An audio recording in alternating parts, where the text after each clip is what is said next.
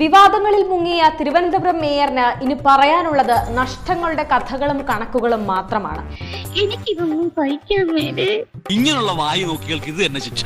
ഭർത്താവ് MLA സച്ചിൻ ദേവിനെ പട്ടികജാതി പട്ടികവകുപ്പ് മന്ത്രി രാധാകൃഷ്ണന് പകരക്കാരനായി ബൈ ഇലക്ഷൻ നടത്തി മന്ത്രിയാക്കാൻ പിണറായി അടക്കമുള്ള പാർട്ടി നേതാക്കൾ തീരുമാനിച്ചിരുന്നതായാണ് വിവരം.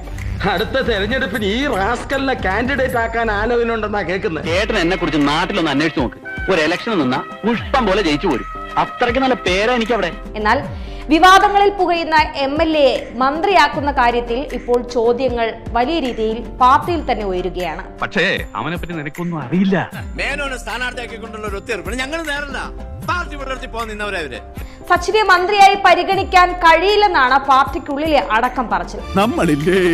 മാത്രമല്ല, നിയമസഭാ ഇലക്ഷന് നേമത്ത് നിന്ന് ആര്യ രാജേന്ദ്രനെ സ്ഥാനാർത്ഥിയാക്കാനുള്ള പാർട്ടിയുടെ വലിയ രീതിയിലുള്ള നീക്കങ്ങളും ചർച്ചയായിരുന്നു.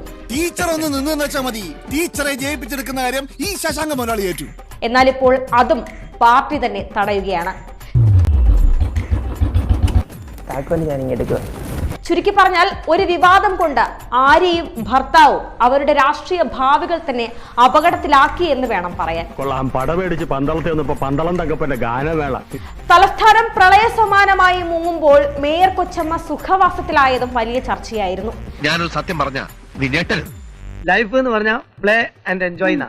ആര്യ രാജേന്ദ്രനും KSRTC ഡ്രൈവറും തമ്മിലുള്ള സംഘർഷത്തിൽ യദുവിനെ അറസ്റ്റ് ചെയ്യേണ്ടതില്ലെന്നാണ് കേരള പോലീസ് ഇപ്പോൾ പറഞ്ഞിരിക്കുന്നത്. ഇങ്ങനെ വല്ലതും സംഭവിച്ചാൽ എന്റെ വിധിയാണെന്ന് പറഞ്ഞ് ഞാൻ സമാധാനിക്കാം.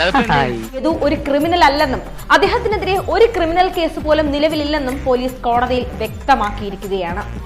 വല്ലാത്ത ചതിയായി പോയി. മേയർക്കെതിരെ പ്രതികരിച്ചു എന്ന കാരണത്താൽ CPM സഹായത്തോടെ മലയൻകീഴ് പോലീസ് തനിക്കെതിരെ കള്ളക്കേസുകൾ രജിസ്റ്റർ ചെയ്യാൻ ശ്രമിക്കുകയാണെന്നും പാർട്ടിയുടെ ഇടപെടൽ കൊണ്ട് രക്ഷപ്പെട്ടു നിന്ന ആര്യ രാജേന്ദ്രൻ ഇനി മേയർ പദവി കൂടി നഷ്ടമാകുമോ എന്ന് കണ്ടറിയണം. ജോലി രാജിവെച്ചെന്ന് പറഞ്ഞേക്ക്. എനിക്ക് ഉത്സവവും ഗാനമേളയുമായി യാതൊരുവിധ ബന്ധവുമില്ല.